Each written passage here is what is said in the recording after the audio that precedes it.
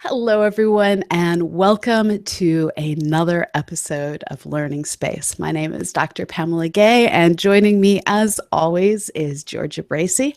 Hello. And we are here to celebrate the awesome fall sky that is out there tonight. Now this, I have to admit, is my favorite time of the year. There's Halloween. Orion is making a break. What about you, Georgia? Is this just a I love the fall, and do you have another part of the sky that you love more?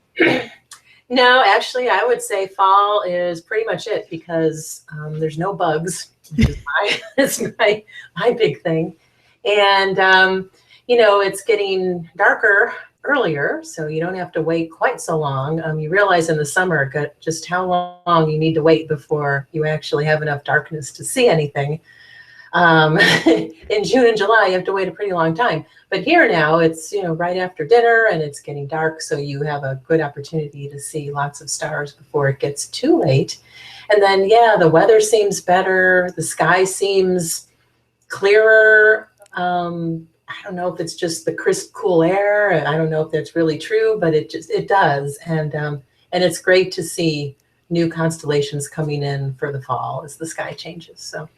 And one of the things that I think has helped me get to know the fall sky is this, for me, has always been camping season. It's when Girl Scout troops went on their first camp out of the year when I was growing up.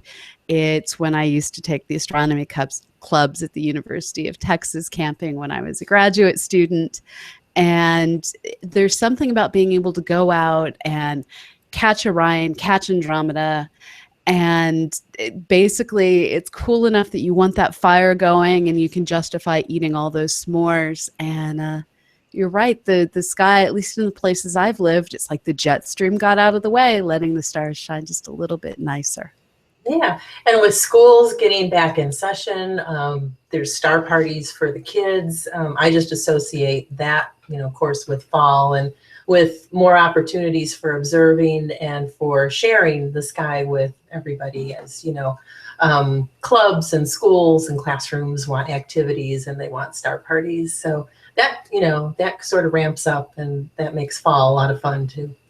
And we are actually also moving into one of the biggest star parties in terms of at least publicity of this year is going to be, next Monday, so a week from today. And that's the White House Star Party here in the United States. And while you and I won't be at the White House, we, like many other clubs all across the United States, are planning a local event. And I think you know more of the details than I do of that. Yeah, the details are still kind of getting into place, but we at the STEM Center and with CosmoQuest and with the local school district here in Edwardsville, District 7, and our local amateur astronomy club, which is awesome, the Riverbend Astronomy Club. We're all kind of collaborating together to get this thing going next Monday night, and we're going to all meet at one of the schools here in town. Liberty Middle School is the one.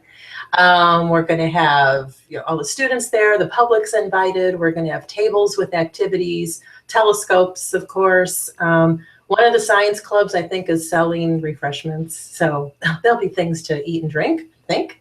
And we're going to have a great night looking at the stars. So it's open to the public, but there'll be a whole lot of students and parents there, which is really fun. And we know that most of you out there watching this are not anywhere near Edwardsville, Illinois, because we live kind of in the middle of nowhere. But like I said, this is a national celebration that's going on, and astronomy clubs all across the United States are going to be scheduling events. And one way that you can find out what might be local to you is to check out the Night Sky Network. This is a NASA-funded program that is administered by the Astronomical Society of the Pacific, who will actually have their very own Vivian White out at the White House. And the Astronomical Society of the Pacific is an organization that works to provide astronomy opportunities for families, for amateurs, for everyone who has a passion for our sky. So I'd encourage you to just Google Night Sky Network, find out what activities there might be near to you. Now, the thing that we really wanted to highlight that you can see this time of year is actually the history of star formation. One of the things that it's often hard to get across to kids is we can actually understand the entire life cycle of stars, but humanity hasn't been around long enough to see the life cycle of any one star. So we have to try and explain that the way we understand stars is by looking at them one snapshot at a time, looking at a whole variety of different star clusters all over our galaxy. And sometimes professionals get to sneak a view into star formation going on in other galaxies. The Orion Star Forming Region is one of the most massive in the sky. In the northern hemisphere, we have Orion. Southern hemisphere, they have the Eta Carina Star Forming Region, or rather the Carina Star Forming Region, with Eta Carina being one of the showcase stars in it. So if you're in the northern hemisphere, when you look at Orion, that whole region is rich with star formation. But the part that we all tend to zoom in on is that Orion Nebula. And I know this is one of your favorites, George. I'm going to work on pulling up a picture of it. Yes. It's something you can see often naked eye if your sky is dark enough, but of course in binoculars or telescope just brings it out. Not quite that nicely, but so much more. You can see quite a bit through a telescope. You just kind of let your eyes get used to it, and sometimes it helps to coach, especially sort of newbies at the telescope, to kind of let your eyes sort of wander around, try different, focus near and far kind of with your eye, and gradually, you will see almost, that 3D effect of, yeah, I see a little haziness over here, a little fuzziness over there, some glow, and, you're looking at the nebula. Now, you don't get the gorgeous color that you do in these lovely photos, but, the value of seeing it for yourself in a telescope just can't be underestimated. But this is gorgeous. And what is this from? I believe this is actually one of the Hubble's, yes, this is a Hubble Space Telescope Treasury Project image. So this is where they've gone through and taken a bunch of different images through a bunch of different filters, orbit after orbit after orbit, with the goal of creating something that was both a treasure to the eye and a treasure scientifically. This was a collaboration of NASA and the European Space Agency, and the individual who was responsible for a lot of the work on this image was M. Roberto. Now, what's cool about this particular cluster is or star forming nebula rather, is if you look at it through your average backyard telescope, you don't see this color, but you do see this structure. You actually have the ability to see the wispy clouds with your own eye and make out that bright, rich group of stars here in the center. All of this is very young stars and stars in the process of forming. This system is just 3 million years old, and it's fairly nearby. It's 1,340 light years away. And so when we're looking at this, we're seeing light that humans have been around since this light was let loose, but humans weren't around when these stars started to form 3 million years ago. And so all of this gas and dust that we see, is this all going to sort of coalesce into stars at some point, or is it going to have different, end products, I guess, or is some of it just going to go off and fly away? Or well, a lot of the gas and dust is going to coalesce into star systems, stars, planets, rocks, ice, all of the debris that makes up a solar system like ours. And when we peer at this system in the infrared, we can actually peer through a lot of this gas and dust and see what we call proplyds. These are essentially the cocoons in which early star formation takes place before the star, essentially emerges from its cocoon and starts to blaze a little bit angrily in its toddler years. There will be some of the gas and dust that just sort of gets scattered off, becomes diffuse interstellar medium. But a lot of it is going to get gravitationally sucked in. And what's kind of amazing is when we look at Orion, we're really seeing a system in that early nursery phase where some of the things are still in the process of gravitationally collapsing. Some of the stars have already formed. But this whole mixture of different star formation taking place, it's that first step. And this is how we learn the biggest things form first, the smallest things haven't formed yet. And it gives us that snapshot of literally the delivery room for stars.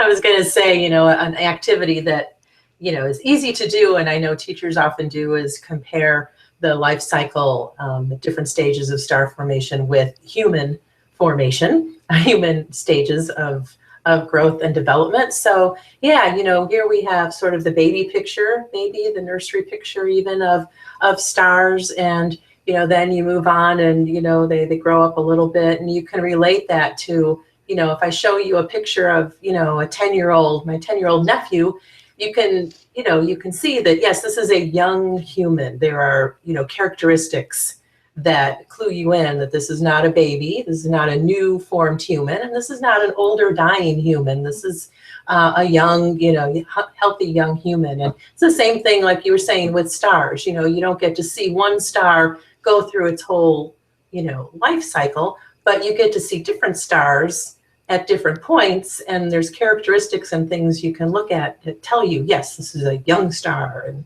no, this is a dying star. And so very similar to humans, and it's a good thing to do with kids. Although it is important to remember that the biggest stars form the fastest, but it's the smallest mammals that form the fastest. So we do have this one interesting thing that's just the opposite. And it kind of is mind-blowing to think that it's the absolute largest stars that just collapse quickly, burn through their fuel quickly, and then die quickly. And so I guess it's the live hard, die young approach. That's true. And every model has its limitations. So. Exactly. As every analogy too, I guess. Now, a lot of us know how to find the Orion Star Forming Region because it's hanging out. Well, it is the sword of Orion, and I'm going to go ahead and bring up the software Stellarium. This is software that's completely free. It runs on pretty much any computer you'd want to throw it on. I have heard that the latest version doesn't run that well on Stellarium, but really, if you're trying to run it on Stellarium, you probably have another computer somewhere else. But here is the night sky. While the actual night sky doesn't have lines in it, I have turned on the constellation lines for this evening. You can see here are the 3 belt stars of Orion. If you drop down, there's this sword, and it's down in the sword that you have the trapezium, and you have that star forming region that I just showed you. Now, in reality, this whole area has pockets of star formation, a variety of different nebula. It's just the one down here in Orion's belt that is the easiest one to find in the night sky. It's Messier 42 for those of you who want to type this into a computer. That's M42. Like I said, this is a star forming region that's just 3 million years old. Now, the other really easy to find star cluster that's quite young is up here, straight, well, above the horizon. So if you look low on the horizon as Orion is rising, and then turn your head to look straight up towards zenith. Up here at the top edge of Taurus, there is a little tiny faint fuzzy, and your eye may perceive this as an itty bitty little tiny dipper asterism, or it may just see it as a fuzzy blob on the sky. And this is the Pleiades star cluster. This is just 444 light years away, and it's a lot older at 115 million years. And you can see when you go out at night how the stars are all distinct without that same nebulosity around them that you see in Orion. Now, what's hiding in between these two is here where the word Aldebaran is quite bright. There's also a higher density of stars than you see in other places on this artificial stellar night sky. This cluster of stars here that's really spread out, this is the Hyades Cluster. It's 153 light years away, so it's the nearest of these star clusters. It's also the oldest. It's 625 million years. What I really love is here you have babies forming, the young, angry adolescents, and the settling into adulthood, drifting apart stars, all just lined up in a stripe across the sky. And this is, at least right now, quite later in the evening, maybe even earlier in the morning would be better to say.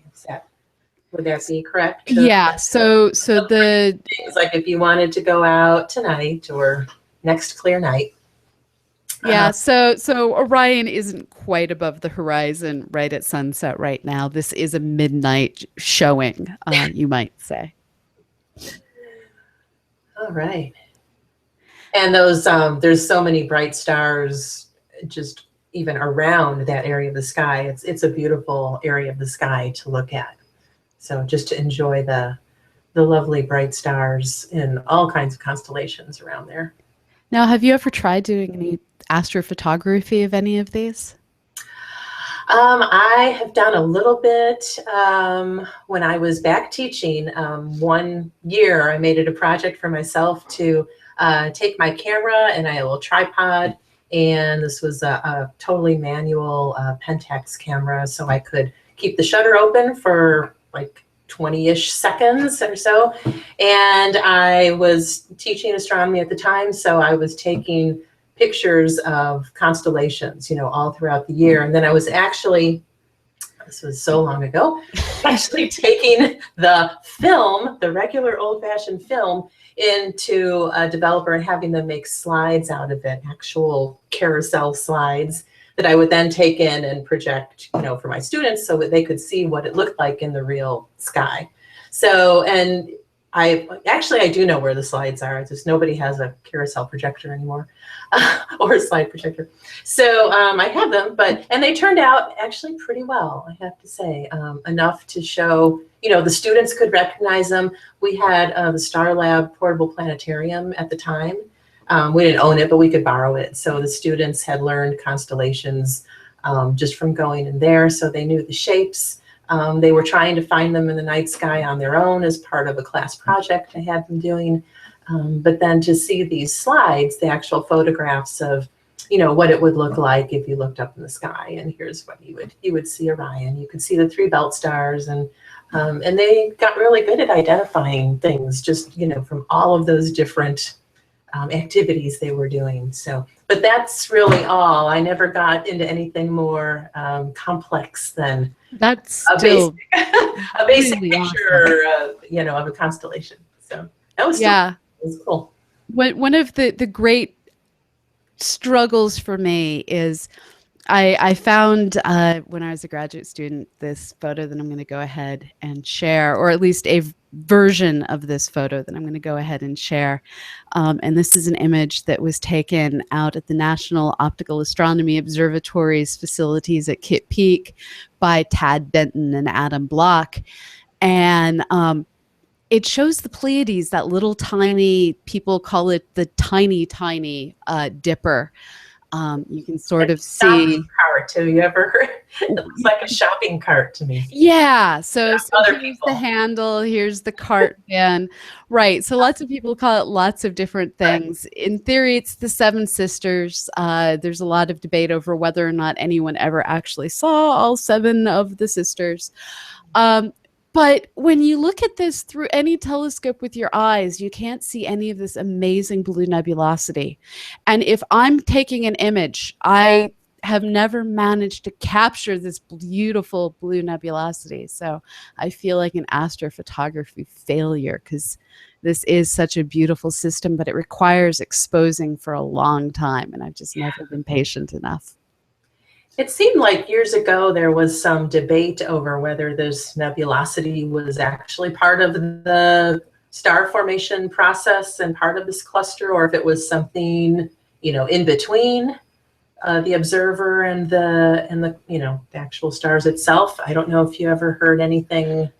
Yeah, so Yeah, it was a long time ago. I just remember reading something about there being a little argument about that way back. But the reason that you get that kind of a debate is the blue means that the light is all being entirely reflected. And the reason most nebulas are red is as the light that we see passes through the gas, it goes from the star through the gas, and the gas scatters the blue light in all directions.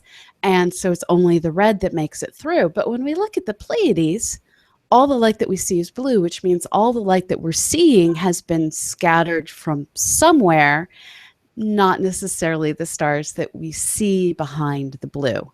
So it's that blue light gets scattered. So this is all reflected light. Let's try and sort out the pattern of the light path that leads to the trying to uncouple what light is related to what stars, the gas is related to what, but it is generally the gas is associated with this open cluster, but it's not surrounding these stars or it would be red. So it's a reflection nebula. Yeah, interesting.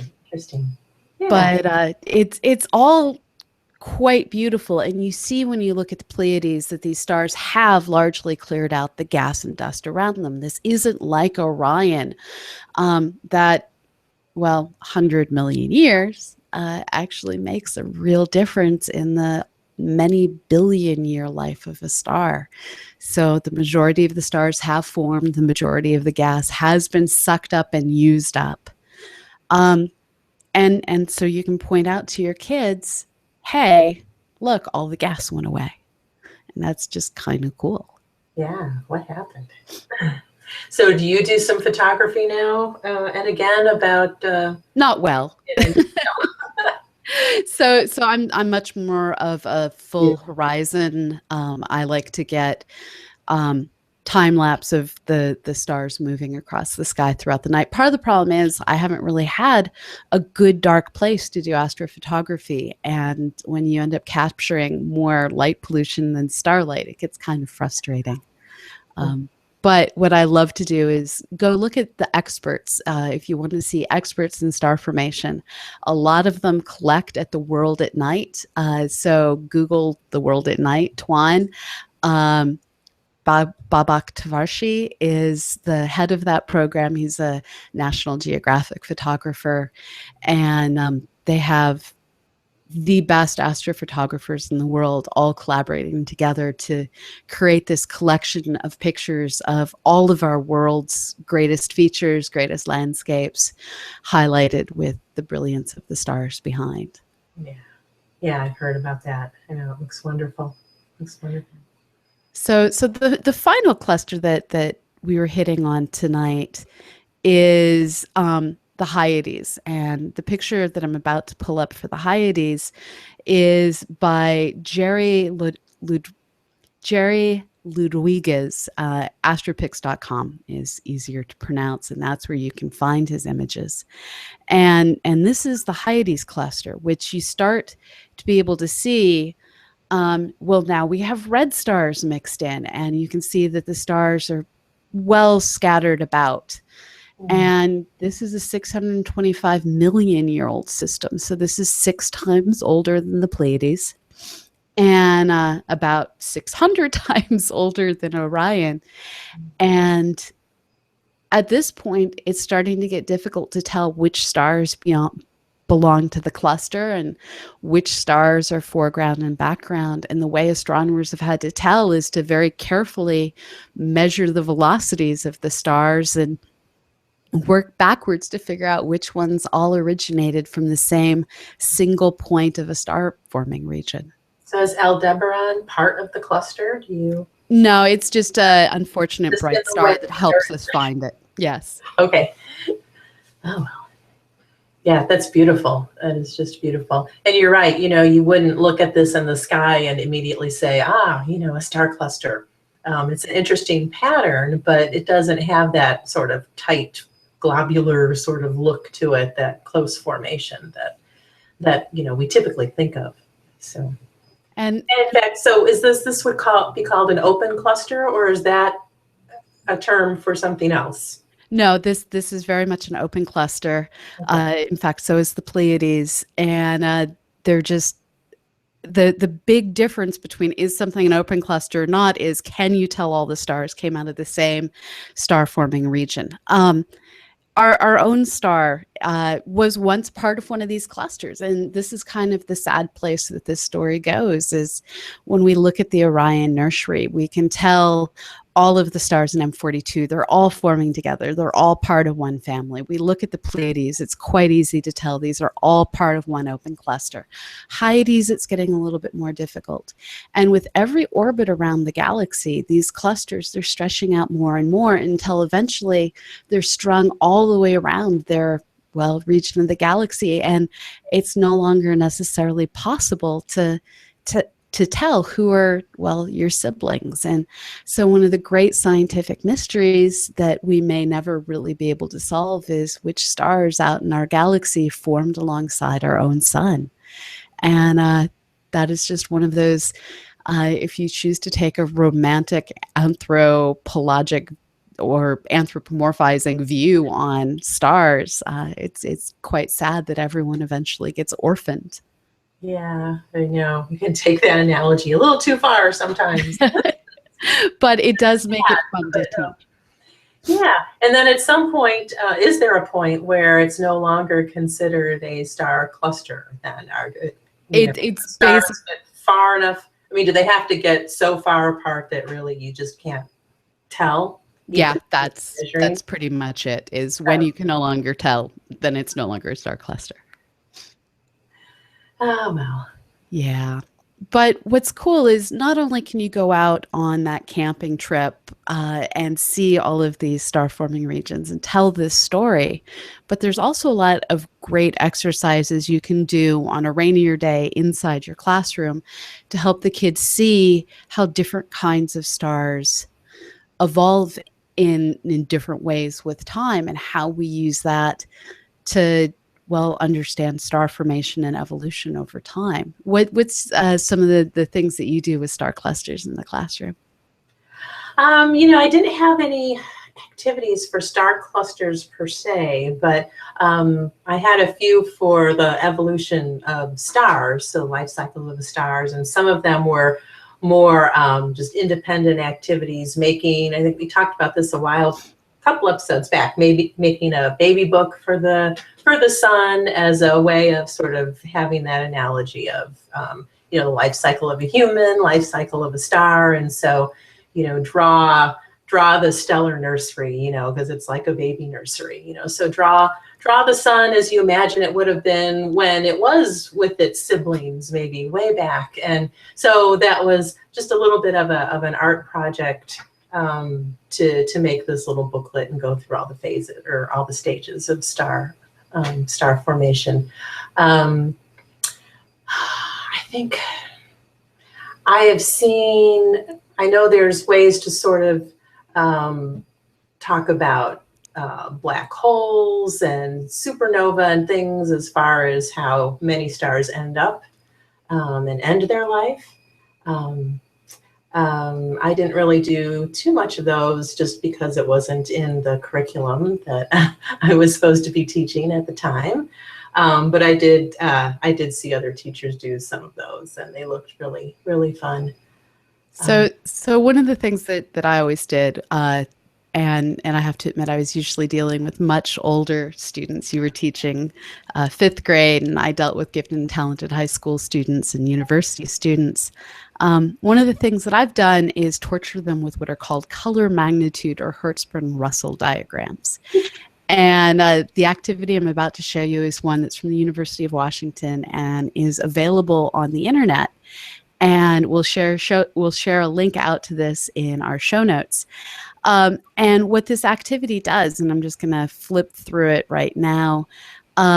is everything's available in Word, so you can edit this to use with your students in the way that makes the most sense, is it talks about how different mass stars have different paths in ways that they change their temperature, which is the same thing as color, and their luminosity or brightness over time. So you can see the path with age that each of these stars makes. And then it gives you examples of, well, what does the Pleiades look like? What does the Hyades look like? And it takes you through and allows you to look at pictures of them and map out different features about them so that you can start to get an understanding of how astronomers come to the conclusions that they come to about the distance, about the age of all of these different systems. There's a bunch of different activities like this out on the internet. This is just one of the ones I like. We'll link to a bunch of different ones in our show notes. Yeah. That's cool. Yeah, definitely more advanced than what I used to do. Yeah, fifth graders, you don't torture them with plotting quite as much as you torture the older students. We did get to a very sort of rudimentary version of the Hertzsprung-Russell diagram, but it was very, very basic, but it was trying to sort of get some of those beginning ideas across that there's something called a main sequence, and there's different, there's red giants and there's white dwarfs, and just a little introduction. But that was it. Well, it's always good to talk about all the different ways that stars can die. Yeah, it seems more exciting somehow. Yeah. Well, if it explodes, it's always memorable. I think that's the secret behind the Mythbusters. Explosions. So we've been going for about half an hour now. And these are the things I think that we wanted to hit on tonight. I do want to apologize that we are late getting this particular episode out. I decided last week that instead of recording our show, I would crash my bike and total it as I crashed into a non-moving inanimate object that apparently sprung up and surprised me. So you're going to actually get us 2 weeks in a row because of my mistake. So our next episode will be next Wednesday, which is October 21st at our new time. Now our old time, we're now 3 or 4 episodes in at this time of 7 p.m. We don't have a topic yet. We are in the process of getting ready to flesh out the entire rest of the fall. But I promise you it will be awesome. I think we'll have some things to report from the big star party on Monday. Weather willing. Exactly. Weather cooperating. So there'll be that. And if you have any particular topics that you want to see us do, please let us know. We know we're going to have a show coming up with the great folks who've worked on the Hubble Heritage Project and From Earth to the Universe. This Kim Cowell, Travis Rector, the whole team that is behind these great projects is going to come on at some point because we got that request. So if there are other requests for topics, just drop us an email and we're happy to try and shape, well, how we teach you to better suit your needs. So that's really all I have to say. Do you have anything you need to add, Georgia? I think that's it. I know. That's about all I have too. Can say hi to some of the folks watching. It's always good to see them. Richard, who noticed that, I do have a pig. Oh, that's adorable. But you know what? You do too. Do you not? I do, but mine isn't quite as adorable as yours. Mine is just sitting there being shiny. Yes, you have a very shiny pig. Is it like a piggy It's bank? a piggy bank. I have a piggy bank. Excellent. And Guido Bibra, hello, who says, it's a beautiful clear night where he is. So yay. I remember, I don't think it was too clear. Well, was it clear for the eclipse? No, we were completely clouded out. Out of town for the eclipse. So I didn't. Yeah. Okay. So yes. So hello and enjoy the beautiful clear sky where you are. Scrolling. Kylie Carmichael. Hey, Michael Jobin. I think that's all we got right now. So hi. Thanks for joining. Yeah, it's always awesome to see all of your comments out there. And this show is made possible thanks to you. So this show is funded fully through your contributions on Patreon, patreon.com/learning space. So many thanks to all of you who support us and make this possible.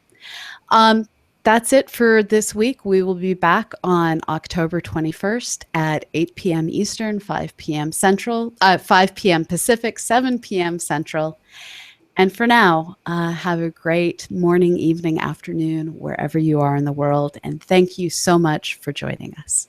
This is Pamela Gay and Good Georgia night. Bracey. Good night.